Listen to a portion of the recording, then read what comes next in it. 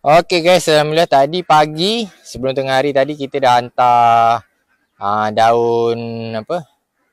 Daun durian Belanda dengan telur itik masin. Itu order daripada Shopee. Lepas tu on the way balik ada masuk order telur York telur itik masin dengan pucuk Ajinomoto 3 ikat. So ada satu orang kampung kita pun nak pucuk haji RM10. So kita buat 6 ikat lah pucuk haji. So kita petik dulu lah pucuk haji. So senang ya guys. Yang ni yang rendah kita petik lah.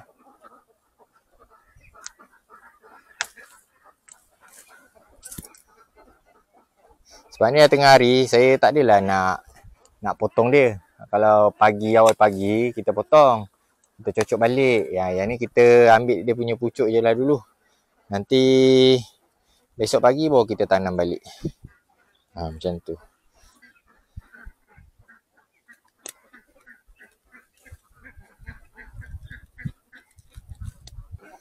Senang je cari duit ni kan. Nampak macam senang. Tapi bukan senang kita nak orang nampak kita. Itu yang kadang-kadang saya pun pening kan. Orang cakap senangnya meniaga. Petik-petik jadi duit. Tapi korang tahu tak seberapa lama kita usaha mempromot kita punya bisnes ni. Itu yang korang tak tahu. Korang ingat hari ni buat, besok dah boleh menjual. Dah boleh untung. Ramai orang ingat macam tu lah. Senang je buka kedai ada duit. Baru lepas pencen kan. Set up kedai habis lah dalam 200,000 ke. Lepas tu 6 bulan tutup. Sebab apa? Sebab tak ada skill. Tak ada ilmu dalam perniagaan. Itulah kisah dia. Nampak je senang guys. Tapi kita nak create business ni bukan mudah. Makan tahun baru boleh. So macam pucuk haji ni saya dah tanam. Saya ingat 60-70 pokok. Ada 70 lah. Tapi masalahnya kita dah tanam pokok ni dah lama. Dah almost 3 tahun bang. Lepas tu bila kita nak berniaga, kita kena ada barang dulu baru boleh kita iklan. Kan? Macam daun durian Belanda tu. Memang kita petik-petik. Tapi iyalah. Kita kena fikirlah. Kita ada pokok durian Belanda. Apa kita boleh buat selain daripada buah dia. So kita fikir daun dia boleh jual. Ada permintaan. So kita jual. Macam tu lah. Sebenarnya banyak je dekat sekitar keliling korang tu yang korang boleh jadikan duit. Contoh tanam daun kari. Kan? Banyak je sebenarnya. Daun-daun tu. Daun yang kucing makan tu. Daun kapal terbang tu pun ada permintaan. Kalau korang rajin. Boleh tanam benda lain. Banyak je. Buatlah survey. Kena guna otak. Kena berfikirlah. Kan? Ini tak nak fikir tapi nak untung. Kacau lah hidup. Semua nak makan suap je. Pada saya lah. Bisnes ni bukan untuk orang yang dah biasa hidup dia rutin. Contoh bangun pagi pergi kerja balik kerja. Bukan. Bisnes ni untuk orang yang sakit kepala lah. Maksudnya. Dia dah biasa pening. Dia dah biasa pening. Pening tak ada duit.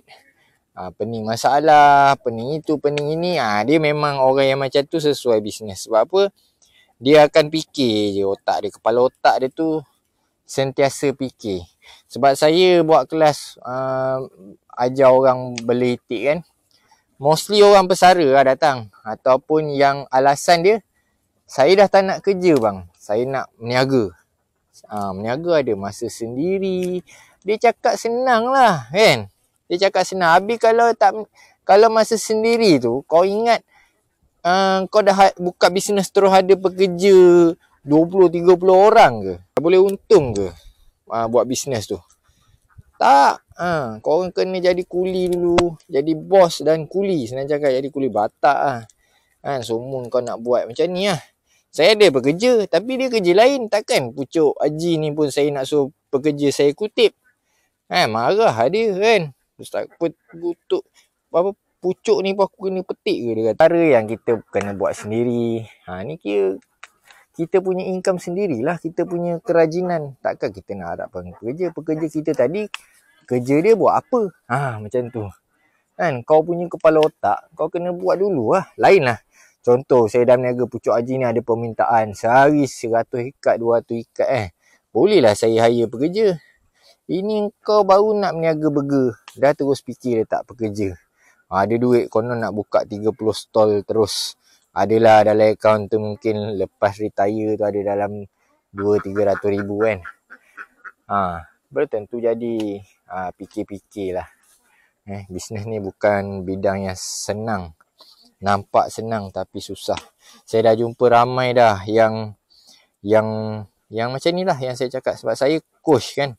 Kita ngajar orang meniaga. Jadi kita tak nak lah orang kata apa, kita janjikan bulan dan bintang kepada mereka. Macam itu kan. Kesian kat dia orang.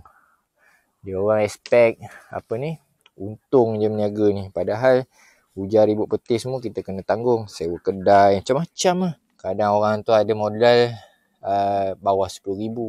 Tapi nak beli itik sampai 3-4 ribu. Yang perlukan modal lebih kurang 100,000 kan, 200,000. Dia punya sembang macam senang. Tapi itulah, bila kita talkin dia satu kali, baru dia tersedar. Kita banyak dah jumpa dah orang yang, yelah, mostly yang pesara lah, kena hati-hati. Kalau boleh, korang yang masih bekerja sekarang, eloklah cari bisnes sampingan. Kalau rasa retire nanti nak buat bisnes, mulakan dari sekarang. Mungkin buka apa benda, korang run dulu malam, mungkin meniaga burger ke, balik kerja meniaga burger pula. Tak kisahlah kau penat sekarang, nanti retire nanti senang. Kan? Kau dah maintain, dah steady, baru letak orang. Kau dah tahu satu bulan berapa boleh profit. Kita jangan kira untung je. Okey, satu burger untung RM2. Sehari jual satu burger untung 200. Solat gaji pekerja 50 untung 1,5. Mana berlaku macam tu? Jadi itu je lah, saya nak mencarut banyak malah lah kan. Nak join kelas saya kena bayar 100, tapi saya dah tak buat lagi dah. So saya sangat sibuk sekarang, korang tengok lah. Saya pun leka dengan hobi saya kan. Cari petik daun durian Belanda lah, jual pucuk haji lah, jual telur lah, macam-macam kan. Jual itik lah. Kita punya masa dan hobi kita sendirilah. Okay, saya rasa lebih tenang macam tu. Berbanding dengan hadap orang. Bila dia ada masalah, dia cari kita balik. Macam mana dah mula dah bela. Lepas tu dah ada telur tak boleh jual pula. Kita nak ajar pula cara jual. Kan? Nak pergi, nak coach orang. Pergi kedai-kedai. Macam mana nak jalan FB ad, TikTok ad. Macam-macam lah. Okay guys, apa pun. Terima kasih kerana menonton. Yang belum follow, jangan lupa tekan follow. Share, komen-komen lah sikit. Siapa nak pucuk haji, telur itik semua kita ada. Daun-daunan Belanda kita ada jual. Ada dekat TikTok shop kita. Cuma itik je kita tak ada letak dekat TikTok shop. Kalau itik telur pencen ada kadang-kadang. Okay. So apa risiko lah. Risiko. Kita boleh jual, boleh post. Tapi risiko. Takut dekat bahagian kurier pengantaran tu lambat. Dah siap ambil dah. Semua 6 ikat lah. 3 ikat orang kampung kita nak. 3 ikat lagi order daripada TikTok shop. Okay. So kita akan packing dan kita akan hantar lah. Okay.